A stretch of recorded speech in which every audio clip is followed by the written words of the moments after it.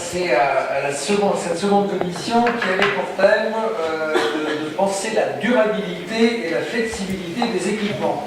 Donc, immédiatement, je cède la parole à Anaïs Cloteau, qui est étudiante, vous lui passez le micro s'il vous plaît, qui est étudiante dans le Master Audit à l'Université de Rennes. Donc pour la commission 2, donc, comme vous l'avez dit, le thème c'était de penser la durabilité et la flexibilité des équipements. Donc pour ça, on avait 3 intervenants. Donc on a commencé par Nathalie Cousin, qui est chargée du développement de l'économie circulaire et de l'aménagement durable à la région de Bretagne, donc qui n'est pas présente cet après-midi, mais qui est remplacée par Sophie Ricard, qui s'est présentée tout de suite. On avait également Jacques Aubert, donc adjoint au maire de Passé, qui a déjà parlé, qui a pu nous présenter 2 équipements de la commune de Passé qui ont été restructurés. Et puis Benoît Gauthier, architecte, qui a également présenté 3 équipements qui ont pu être réhabilités ou restructurés également. Donc là, on est parti un peu du constat qu'aujourd'hui, on sait que la ville de 2050 elle est construite à 75%, qu'un département français est utilisé tous les 7 à 10 ans, et du coup, il faut faire la ville, sur la ville, et donc travailler sur l'existant. Et là, l'existant, au cours des débats, au cours des discussions qu'on a pu avoir, on se rend compte que c'est un bâtiment, certes, mais derrière ça, il y a aussi une mémoire, une identité, une fonctionnalité de l'usage et également une conception d'un architecte qui n'a pas forcément prévu l'avenir de ce bâtiment et qu'est-ce qu'on pourra faire de ce bâtiment si la destination qui lui était donnée est amenée à changer. Donc on a par exemple Benoît Gauthier qui nous a présenté le bâtiment D de Rennes 2, le bâtiment D de Rennes 2 qui a été réhabilité ou restructuré donc on lui avait demandé de garder aussi une identité de l'université Rennes 2. Donc on voit bien que l'identité reste importante quand on travaille sur l'existant. Donc la problématique, elle est de respecter le passé, mais aussi d'avoir un objectif de conformité et du confort, donc en intégrant par exemple des performances énergétiques. On recycle un bâtiment au même titre qu'on va recycler des matériaux, donc il faut penser au recyclage des matériaux, essayer de ne pas avoir d'impact. Il faut penser à la recyclabilité. On a eu par exemple par Nathalie Cousin l'exemple de la Houseboat en Savoie où il y a eu des entreprises qui se sont montées et on a prévu de pouvoir démonter ces entreprises sans avoir un impact sur l'environnement. Donc, pour pouvoir agir sur l'existant, il faut aussi avoir, l'important c'est le maître d'ouvrage qui va devoir avoir la responsabilité de la commande. Donc c'est au maître d'ouvrage d'être rigoureux dès l'amont du projet. Il faut prendre conscience que c'est dans le programme que sera la réussite du projet. On doit définir où on va et qu'est-ce qu'on pourra faire si la destination doit changer. Ce qui a été montré par les 3 intervenants, c'est qu'il faut porter une grande importance à l'association des compétences transversales pour avoir un projet d'envergure. Donc, on peut voir par exemple avec Gérard Ballet qu'un sociologue va être important pour un projet. Il va apporter la notion, il va pouvoir penser l'équipement. On a également besoin des techniciens pour tout ce qui est la vision technique, mais également des architectes pour leur vision spatiale. Donc il faut vraiment avoir une association de compétences. Il faut, on s'est même demandé au cours du débat si on ne devait pas inventer des équipes pluridisciplinaires, est-ce qu'elles existent ou est-ce qu'il faut aller au-delà, essayer d'apporter autre chose pour répondre à ces questions. Il est clair qu'aujourd'hui on ne peut plus faire l'économie d'intervention des multiples compétences. On a la prétention de penser l'espace de demain, mais est-ce qu'on pense aussi à quels seront les métiers de demain et qui pourra faire les équipements de demain? Pour l'association de compétences, on a également la ville de Passé qui pour la conception de l'EHPAD, la restructuration de l'EHPAD, a travaillé avec un atelier de conception intégré qui consistait à travailler en atelier composé de l'équipe de maîtrise d'œuvre, donc l'architecte, un BE-technique, un scénographe, un acousticien, la maîtrise d'ouvrage, mais aussi les usagers. Dans ces équipements, il ne faut pas oublier les usagers, puisqu'on peut voir notamment j'ai vu Passé a pu nous en parler, Donc l'élu, enfin l'usager, pardon, il va pas forcément comprendre pourquoi, par exemple, pour une crèche, on va pas créer un bâtiment nouveau avec des beaux murs, etc. Et pourquoi on va pas construire dans l'existant, au même titre qu'il va pas comprendre qu'on démolit un bâtiment existant si, s'il n'est pas dégradé, quoi. Donc au-delà du budget et des compétences, on a aussi mis le doigt sur la question des mètres carrés. On a aujourd'hui une obsession d'avoir une ville compacte pour qu'elle soit relativement durable. On a remarqué aussi la question des matériaux qui est un réel problème. Est-ce qu'on les réutilise? Mais en pensant à les réutiliser, on a aussi la projection de quel type de matériaux il faut utiliser. On est aujourd'hui dans une autre époque. On est passé d'une société de possession à une société d'usage. Et la pensée sur l'équipement, elle reste à être produite, quoi. Très bien, merci beaucoup.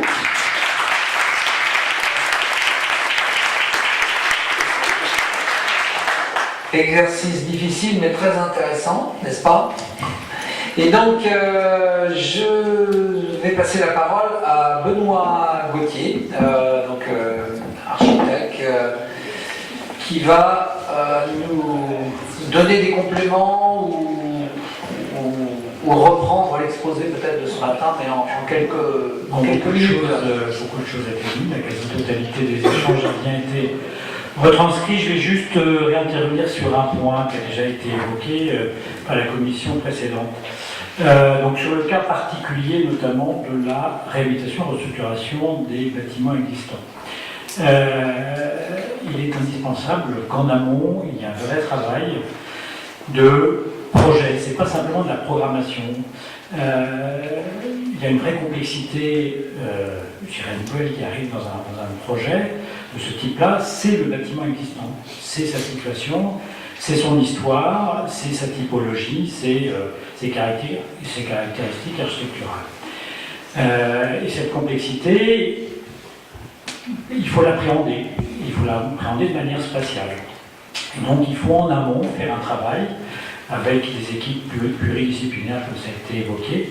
Et le projet, il commence là. Parce que, en fait, on va interroger aussi le devenir de ce bâtiment, en interrogeant aussi des problèmes de contraintes réglementaires, qui ont été évoquées tout à l'heure, qui pourraient être bloquantes pour proposer d'éventuelles évolutions, justement, de la réglementation.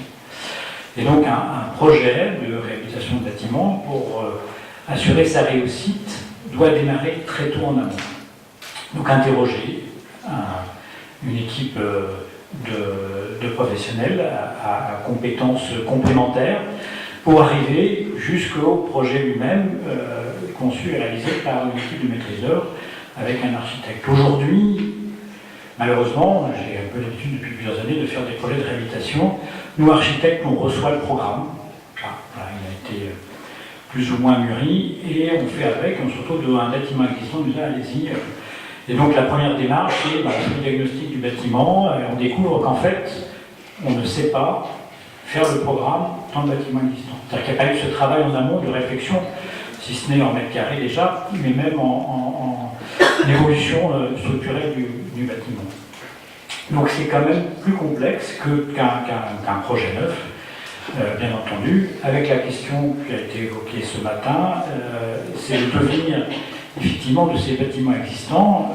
On parle de patrimoine architectural. En quelle année s'arrête le patrimoine important et intéressant? Est-ce que c'est le 19e? Est-ce que c'est les années 50? Est-ce que c'est le bâtiment qui a été construit il y a une dizaine d'années? Qu'en fait-on? Est-ce qu'on le détruit?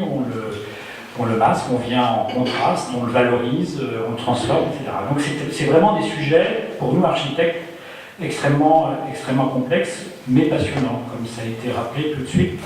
75% de la ville de 2050 est déjà réalisée. Il nous reste donc à réaliser 25%, simplement. Que fait-on des 75 restants? On sait en plus, concernant le développement durable, que l'enjeu en fait énergétique, il est surtout sur les bâtiments existants. Pour avoir réalisé plusieurs rénovations, on fait un bond extraordinaire en termes d'économie d'énergie quand on travaille sur un bâtiment existant. Alors qu'aujourd'hui, sur les bâtiments neufs, on va les améliorer au fil des années. Mais le gain entre un bâtiment neuf construit en 2014 et celui construit en 2017, il va être très faible.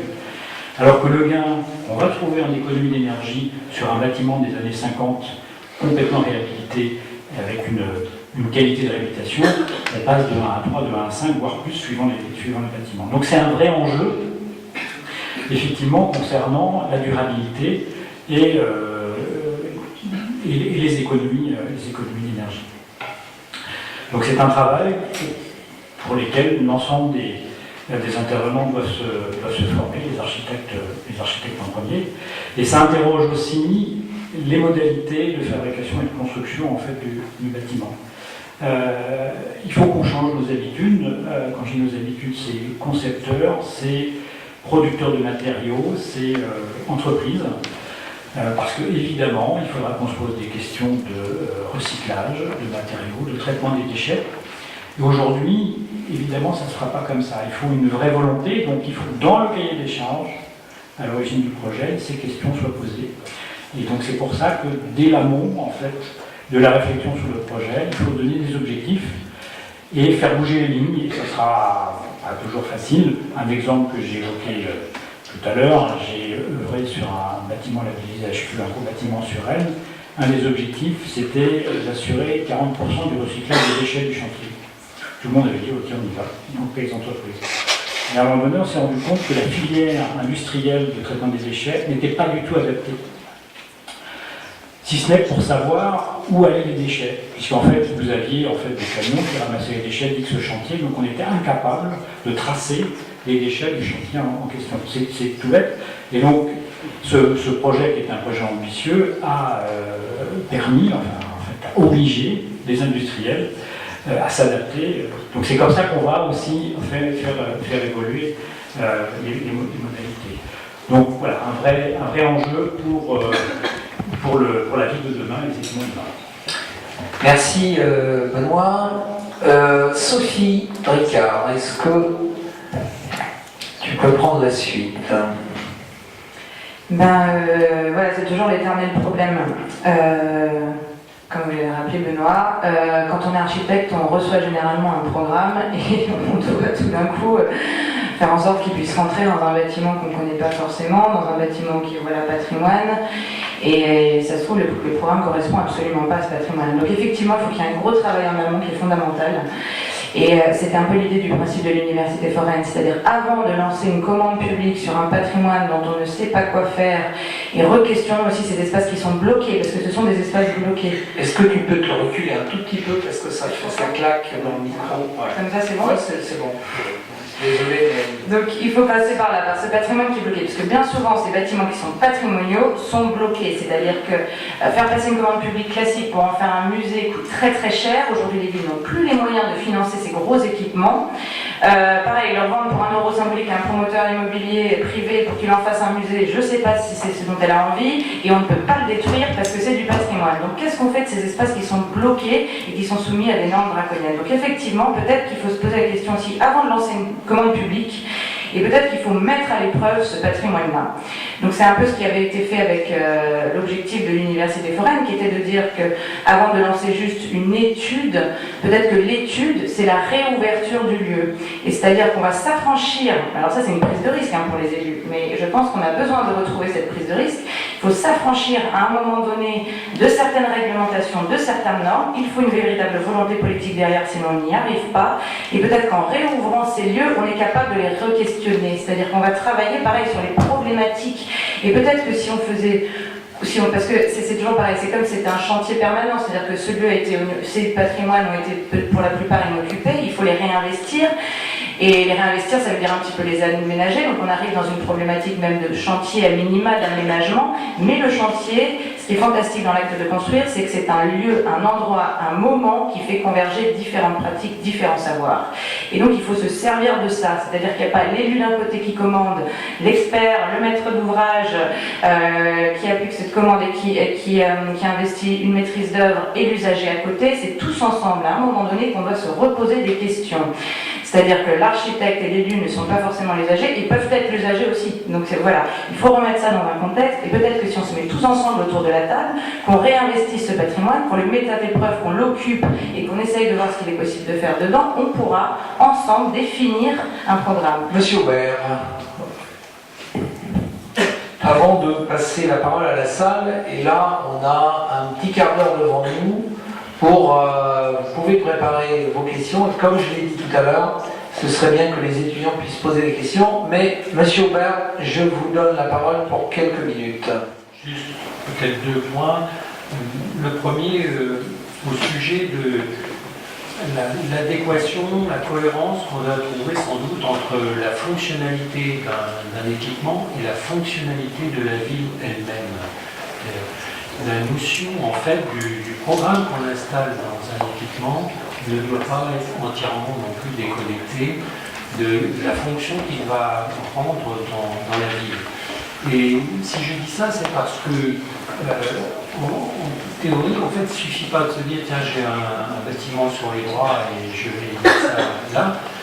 En amont, on a aussi une réflexion quand même en tant que sur l'aménagement global de la ville, sa cohérence et son avenir et la prévision à long terme. Et si on a pu travailler, nous, sur de la réutilisation de bâtiments existants, comme les 2 exemples que j'ai cités ce matin, c'est parce que nous avions fait une étude urbaine dès 1995 qui nous avait permis d'avoir des lignes d'orientation sur la manière de donner suffisamment de rôle à la centralité du bourg dans l'ensemble de l'espace de la commune et de son positionnement par rapport à la descente à la métropole, hein, de façon à éviter l'effet du dortoir. Et donc, le fait de se dire il faut replacer dans le centre pour lui donner encore plus de force les équipements socioculturels, on a déplacé la poste, la remettre dans le centre, etc. C'est pour ça aussi qu'en fin de compte, on a pu travailler sur la réhabilitation de bâtiments du patrimoine historique qui se trouve être plutôt dans le centre, hein, entre parenthèses, que ailleurs. Et que donc la question de la localisation est aussi importante. Donc c'est un rapprochement entre l'opportunité et aussi du sens. S'il n'y a pas de sens, c'est pas suffisant de travailler que sur l'opportunité. Et puis le deuxième petit point que je voulais signaler, c'est on prend comme une évidence de s'approprier l'historique patrimonial des bâtiments qu'on récupère. Et ça doit être quand même une perception assez européenne, je dirais, parce que, d'après ce que je crois savoir, c'est pas forcément vrai dans tous les pays du monde. Ailleurs, je crois qu'il est imaginé qu'au contraire, lorsque la ville bouge et on rase, on reconstruit, etc., il n'y a pas d'historique patrimonial. C'est pas forcément une évidence, ça. Or, chez nous, on a un historique patrimonial, c'est quand même très puissant.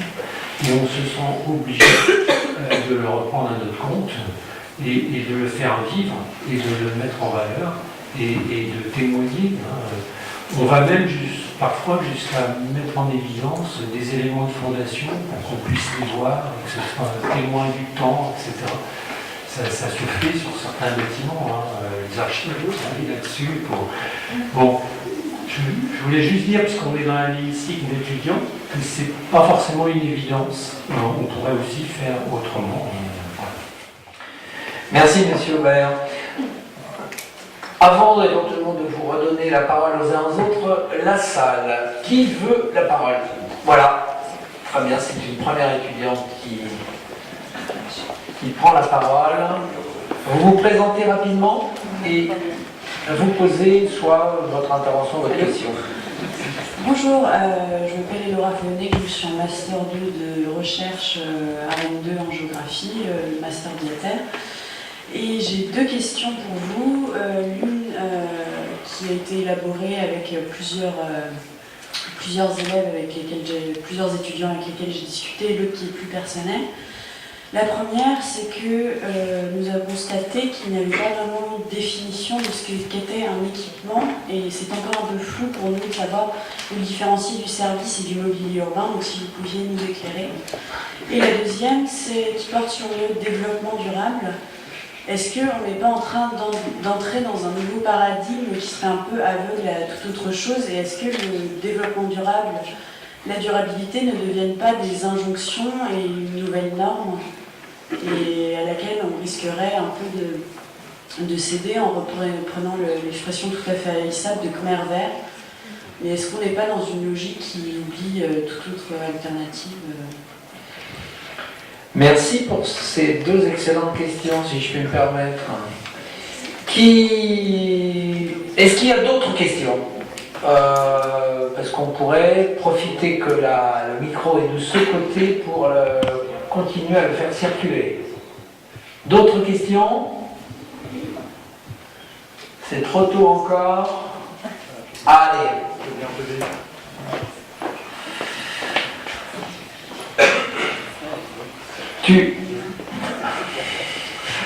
Marc Rousseau, je suis enseignant associé d'un des masters, le master APT, expertise de l'action territoriale.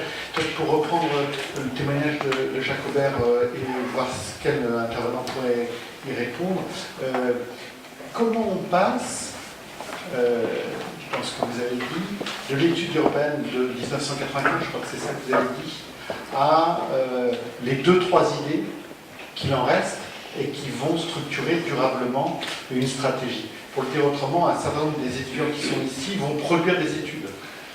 Des études qui ne vont pas avoir d'impact à leurs yeux dans le premier temps. D'ailleurs, en stage, là, actuellement, ou dans quelques semaines, ils vont produire des rapports. Donc, la plupart ne vont pas leur donner l'impression d'être reçus au-delà d'une réponse de politesse et d'un premier intéressement de ceux qui ont passé une commande. Et bien sûr, en général, une étude ne produit pas d'effet dans le quart d'heure, voire ne produit pas d'effet. Ce sont plusieurs études qui, en se capitalisant dans le temps. Donc comment ça s'est joué là sur l'exemple que vous donnez ou dans d'autres études, et quel est le travail, au-delà des experts, qui a été fait pour transformer une étude en 2-3 idées?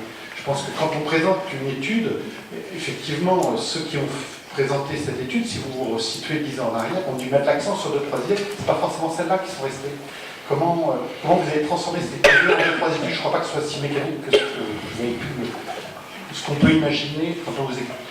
C'est également une excellente question complexe qui fera d'ailleurs, je le précise, un peu l'objet de notre grand temps fort au mois de juin avec le colloque sur comment on fabrique la ville. Bon, je referme la parenthèse, c'était pour faire un petit peu de publicité.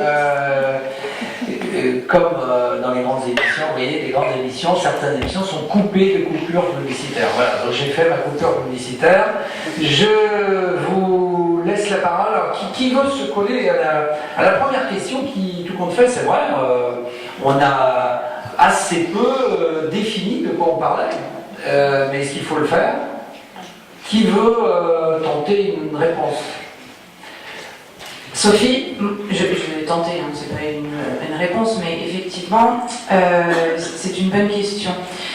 Parce que aujourd'hui, donc, on produit des équipements sociaux, culturels, on en produit beaucoup, ils coûtent très cher. Et bien souvent, il y a le problème du temps politique, c'est-à-dire entre le temps de la demande, de la commande, de l'action, de l'acte de construire et de la réalisation de l'équipement, bien souvent on se rend compte que le besoin est dépassé. Et ça arrive très souvent. Et là, il y a un vrai problème entre le temps des études et le temps de l'action et le temps de la réalisation d'une commande architecturale. Et ça, c'est un vrai souci aujourd'hui. Et effectivement, il faut qu'on re-questionne ces équipements qui parfois aussi sont trop délimités parce que trop contraints, parce qu'effectivement, quand on va se soigner, on va à l'hosto, quand on va au théâtre, on va au TNB, quand on va chercher son RSA, on va au CCS, etc. Mais on a très peu d'équipements qui, à un moment donné, offrent cet espace de rencontre et pourraient offrir aussi un espace pour répondre à des besoins premiers, vitaux, importants, etc. Et du coup, c'est ça. C'est aujourd'hui, je pense qu'il faut qu'on... Lesquels? Qu'est-ce que tu parles? Ça peut être comment bien se nourrir, comment bien se soigner, comment bien... Et ça, c'est pas à l'hôpital qu'on répond à la question comment bien se soigner. À l'hôpital, on y va parce qu'on est déjà malade. Donc, il faut quand même retrouver des choses qui font société, où on se sente bien. Enfin, le vivre ensemble est fondamental. Et à l'heure où le centre-ville se gentrifie, où on a de moins en moins de services, où voilà, on a beaucoup décentralisé, il est important de retrouver ces lieux qui devraient être partout. C'est la place publique, hein. C'est pas forcément un équipement, c'est-à-dire qu'on peut retrouver ces espaces-là en plein milieu d'un jardin et d'une place. Et ça, c'est très important. Donc ça, on doit y réfléchir en tant qu'architecte aussi. Mais effectivement, aujourd'hui, certains de nos équipements institutionnels ont leurs limites, et on l'a constaté, nous, avec 2 ans d'université foraine rennaise. On a vu plein d'institutions qui voulaient sortir du cadre de leur institution pour justement se redonner une liberté d'action dans d'autres lieux. Et du coup, la Libye a été de prendre possession d'un lieu patrimonial, mais ça pourrait être une place publique, ça pourrait être un café à un moment donné qui offre cette opportunité, etc. Donc il faut reposer la question de qu'est-ce qui pourrait engendrer de nouveaux équipements. Aujourd'hui, on parle de tiers-lieux, ce genre de choses. Ça commence à parler aux villes et aux élus. Les tiers-lieux, on commence à émettre un espèce de vision sur ce que ça pourrait être. C'est vrai que l'université foraine, ça parlait pas beaucoup, mais on essayait d'inventer, on savait pas très bien où on allait aller. Mais voilà la question des équipements. Et pour le développement durable, effectivement, il ne faut pas que ça devienne une contrainte en plus et un alibi. Donc, mais c'est toujours pareil, c'est à nous de la questionner. C'est toujours cette idée que la norme, c'est le vivre ensemble. La loi, c'est pareil. Et les normes énergétiques, c'est pareil, c'est pour consommer moins. Donc, ça doit être du positif. Seulement, elle ne peut pas être applicable partout de la même manière. Cette norme énergétique ne peut pas être applicable sur de la construction neuve comme sur du patrimoine, puisqu'effectivement, ce ne sera pas pareil. Sur du patrimoine, peut-être que s'il est classé, les ABF vont nous dire qu'il faut conserver les fenêtres, donc l'isolation se fera par l'intérieur, etc., etc. On n'a pas les mêmes mises en œuvre, on n'aura pas accès aux mêmes matériaux, et donc ce ne sera pas le même coût. Donc c'est pareil, c'est-à-dire que le problème de la norme, c'est qu'elle n'est pas applicable partout, elle ne doit pas être uniformisée, et elle doit pouvoir toujours s'adapter à un contexte. Mais ça, c'est à nous de le mettre en évidence, et c'est fondamental. Très bien. Je vais te passer la parole à Jean-François. Benoît, tu veux faire des morceaux de réponse? Oui, j'adhère complètement. Sur la notion d'équipement, il y a une définition normalisée, c'est les fameux ERP, établissements recevant du public. Donc effectivement, nous on sait voilà, que c'est un équipement.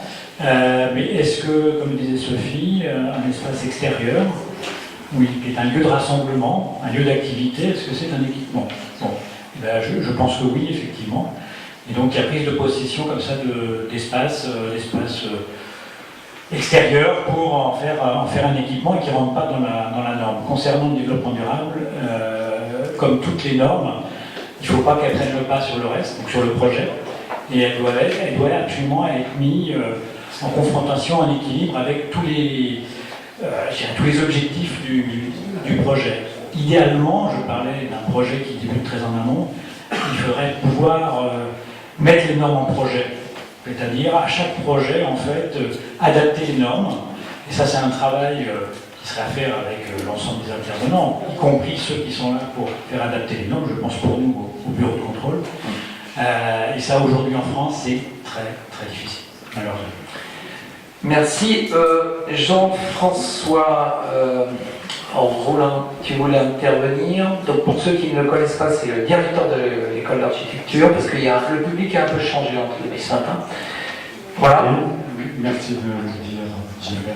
Par rapport à votre question, moi ce que j'ai entendu de la tribune sur la définition de l'équipement, alors effectivement Sophie a rappelé malgré tout qu'il y a sans doute des équipements de base à assurer encore aujourd'hui dans la société. Le soigner, le nourrir. Et on peut se poser une question, est-ce que les restos du cœur c'est un équipement ou pas? Bon. Moi ce que j'ai entendu c'est que de toute façon, à chaque fois il y a de l'invention à mettre en œuvre. Pour chaque type de demande, de besoin, de situation, il faut inventer à chaque fois. Les normes ne peuvent pas fonctionner toutes seules, c'est une contrainte. Ce qui renvoie à la deuxième remarque que je voulais faire par rapport à votre question sur le développement durable, je me permets de redire ce que j'ai maintenant l'habitude de dire, c'est que l'architecture durable, ça peut devenir un pléonasme. Et ça, je crois que c'est extrêmement important.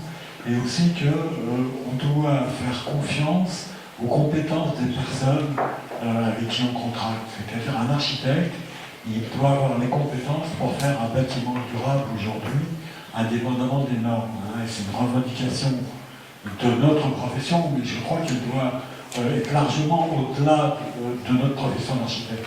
C'est-à-dire que vous allez être aménageur dans les collectivités territoriales, dans les bureaux d'études, des choses comme ça. Il faut se battre aujourd'hui contre ces normes envahissantes et il faut les remplacer par de l'intelligence à chaque fois, sur chaque projet, dans chaque situation. On vous a formé, on vous forme, on vous a formé, vous avez fait 5 ans de formation. Vous êtes compétent, c'est ces compétences-là qu'il faut faire valoir et pas les normes. Je crois que, à mon expérience encore aujourd'hui, à l'école d'architecture, on a tout un chantier de mise aux normes pour les personnes à mobilité réduite. On se bat jour après jour, avec l'architecte, même avec le PIC, avec Socotec, pour faire admettre un certain nombre de choses, parce que, alors nous c'est facile, on dit, attendez, c'est un patrimoine de l'architecture du XXe siècle, vous n'allez pas que nous bousiller. Bon. Mais en même temps, il faut trouver une solution. C'est-à-dire que c'est nous qui trouvons une solution, alors que l'architecte, c'est tellement plus facile pour lui d'appliquer les normes. Et ça renvoie à cette question d'intelligence, de dialogue aussi quand on parlait de ça. Donc effectivement, un bon projet, c'est un bon maître d'ouvrage, et c'est un bon architecte, et bien évidemment tous ceux qui tournent autour. À mon avis, mais c'est une vieille question. Alors, parce que j'ai le micro, dernière chose. Pensons histoire. C'est-à-dire que la question de la flexibilité, c'est pas une nouvelle question. C'est une question qui est dite depuis très longtemps. La ville a été reconstruite sur la ville depuis très longtemps. C'est bien de réinventer les choses tous les jours, ça fait plaisir. Mais de temps en temps, ça donne des arguments de regarder dans l'histoire. Très bien, merci. Est-ce que il y a d'autres personnes? Oui, il y a deux questions là-haut. Je partage, Gérard Nier, Association Acroterre. Je partage bien les observations de l'intervention précédente là, sur les normes. Et nous sommes une petite association qui voulons promouvoir le matériau terre comme composant de nouvelles constructions associées à d'autres matériaux, végétaux, etc. Et on est parti aussi d'une observation du bâti rural existant dans le pays de Rennes. Et on voit bien que maintenant, avec toutes les normes, ce qui a été construit il y a 3 siècles ne pourrait plus l'être parce que non normé. Le deuxième point que j'avais abordé, c'est que je renverrai bien la balle à Marc en ce qui concerne la distance entre l'étude, la programmation et la réalisation, parce que dans les années 90, il a été chargé d'études pour la mairie de Champy pour constituer un nouvel équipement qui était innovant dans la mesure où l'idée des élus d'alors, c'était d'associer le social, le socio-culturel et l'économique pour rénover un cœur de ville. Et qu'est-ce qui s'est passé? Il y a eu une excellente étude produite par Marc Rousseau et Marc Nagels, et les élus ont fait travailler les habitants. Ça a été une contribution participative très importante sur 2 ans. Ensuite, on est passé à un début de réalisation avec le choix d'un architecte qui, il me semble, c'était M. Gauthier. Et pour finir, au bout de 4-5 ans d'une démarche comme ça, on s'est aperçu qu'il n'y avait pas d'argent et on n'a pas fait. Et le point de conclusion, c'est qu'il y a eu alternance municipale par la suite. Très intéressant. C'était M. Gauthier, le père de celui qui est là, me semble-t-il. Il y a... Oui, il est un peu plus haut là. Merci. Evan Sonic, géographe, enseignant à l'école d'architecture. Oui, c'est pour revenir sur la notion de développement durable qu'on a assimilé à une norme. Alors c'est vrai que le terme a été beaucoup calvoté et souvent réutilisé depuis une vingtaine d'années maintenant. Enfin, si je reprends la définition de base du développement durable, a priori c'est pas une norme, c'est un modèle de développement qui permet d'assurer les besoins d'une société sans remettre en cause les besoins de sociétés futures. Donc à partir de là, chaque territoire, chaque société localement peut appréhender cette définition comme elle le souhaite pour essayer de tendre à cet objectif. Mais on n'a pas à faire une norme, comme la discussion s'est arrivée sur des normes plus conventionnelles, plus classiques, auxquelles des architectes, des urbanistes peuvent se conformer. C'était juste cette petite remarque-là que je voulais faire. Très bien, merci. Un peu plus bas, il y a une autre question, et ensuite on va conclure, et je poserai une question. C'est peut-être moins une question qu'une réflexion sur la question du développement durable. Je crois qu'effectivement, il ne faut pas tomber dans l'espèce d'hystérie verte, mais effectivement, moi je pense que les réflexions que nous menons ensemble doivent amener les étudiants à réfléchir sur ce qu'ils vont devoir faire demain. Ce que j'ai entendu finalement, c'est que, aujourd'hui, les architectes passent beaucoup de temps à travailler sur la programmation. Et cette programmation va devenir de plus en plus importante parce que précisément, le cadre existant pose problème, il faut le traiter avec beaucoup de délicatesse. Il faut sans doute faire des ajustements beaucoup plus importants que les architectes dans les années 60-70 faisaient. Ce que je voulais dire aussi, c'est que finalement, aujourd'hui, les urbanistes disent souvent que le premier temps de la programmation et de l'intervention, c'est de faire un récit. Autrement dit, moi je pense que les jeunes architectes ne pourront plus être hors sol. C'est-à-dire qu'ils devront être quasiment en relation empathique, avec beaucoup de discrimination. J'ai entendu ce que dit M. Aubert tout à l'heure, il ne faut pas se laisser emporter, mais être extrêmement empathique sur les attentes ou sur les carences, mais il va falloir faire du ménage dans tout ça. C'est-à-dire que hier, on disait, les usagers, c'est comme les consommateurs, ils sont rois. Mais non, que nenni, demain, il va falloir faire du tri, il va falloir discriminer entre ce que les grandes gueules, entre guillemets, demandent toujours, et ce que justement ceux qui ne disent rien, mais constituent précisément peut-être le terreau des attentes de demain, eh bien, ils doivent être entendus. Donc, je pense que, effectivement, ce travail de programmation, pour qu'il y ait durabilité, hein, c'est pas parce que ça ferait plaisir au maître d'ouvrage ou à l'architecte, mais c'est pour, effectivement, que nous travaillons en commun pour que demain, d'une certaine manière, on ne dépense pas autrement, que l'on ne dépense pas autant qu'hier. Je crois qu'il y a tout cet aspect-là à prendre en compte. Et dernière chose, je crois aussi que l'existant, il est lesté. Il est lesté d'une histoire, il est lesté d'une identité. Et ces choses-là, et il y a eu des exemples ce matin, notamment je pense à ce qu'a fait le travail remarquable de maîtrise d'ouvrage qu'ont fait les gens de passé, sur justement à un moment donné, ils se sont posé la question, on a un bâtiment qui est inutile. Mais est-ce qu'au regard de nos concitoyens, est-ce qu'on doit le faire disparaître? Est-ce qu'ils supporteront que ce bâtiment soit rasé alors qu'il n'a que 25 ans? Je crois que là, il y a cette empathie qu'on devra avoir demain autour de nous pour faire en sorte qu'on ne fasse pas des grosses bêtises. Merci André. Je voudrais juste pour conclure peut-être passer la parole à M. Vallée, s'il en était d'accord, sur un point qui n'a pas été vraiment répondu, me semble-t-il. C'est la question posée par Marc Roseau. Là, c'est l'idée, on fait des études, on fait appel à des experts, et comment tout ça, on accouche de une ou deux idées. Peut-être que vous, dans votre expérience, vous avez accès au process qui permet un peu de le faire, et en tous les cas, c'est pas une question de piège, hein, c'est simplement... Est-ce qu'on peut amener... Vous êtes d'accord, M. Vallée, ouais. Ça va être clair, ça va être banal. Un micro, s'il vous plaît. Pardon, merci. Ça va être un peu banal, c'est le rapport au temps, en fait. C'est-à-dire que, par exemple, je vous ai montré ce matin une piscine, je parle d'équipements sportifs, hein, c'est mon objet, mais je vous ai montré ce matin une piscine à Strasbourg, qui a été ouverte depuis 2 ans maintenant et qui a un succès total. le concept de cette piscine a été développé par des études qu'on a faites nous, où on a essayé de réfléchir sur c'est quoi l'intérêt de faire des piscines pour nager dehors toute l'année.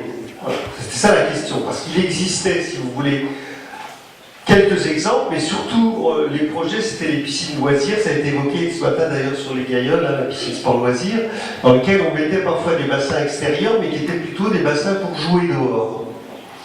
Et la compétition sportive se faisait dans les bassins couverts, vous voyez, avec les lignes d'eau, les bassins de 50 et ainsi de suite. Dans l'analyse, il y a donc un certain nombre d'années, on avait montré que le fait de nager dehors, c'est en fait beaucoup mieux, parce que d'une part, on est dans un effort, donc on a moins froid, puisqu'on produit soi-même sa chaleur, et qu'on respire, c'est ça qui était le plus important, un air de qualité, parce qu'il n'est pas pollué par les chloramines, c'est-à-dire toutes les substances si vous voulez, issues du chlore qu'il y a dans les piscines, parce qu'en plus il n'y a pas le bruit, parce qu'en plus il n'y a pas la pression, parce qu'en plus il n'y a pas les gamins qui plongent. Vous voyez ce que je veux dire? C'est qu'on pouvait montrer toute une série de raisons qui essayaient de dire mais regardez, c'est bien.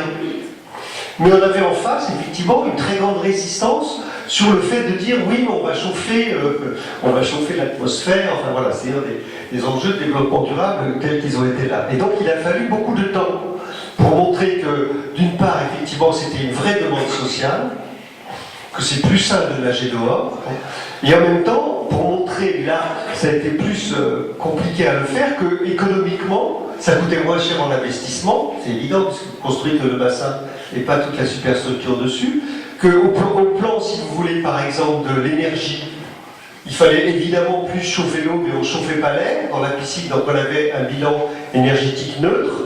Et la troisième idée, c'est qu'en plus, on avait une piscine estivale l'été.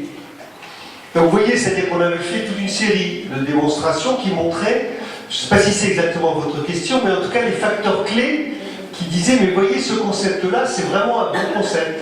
Et c'est seulement, alors quand on l'a fait à Strasbourg, on a eu des levées de boucliers sur les personnes ressources dont vous parliez, c'est-à-dire les clubs ont dit, mais c'est une ânerie, croyez-moi, ça fait 50 ans que je nage.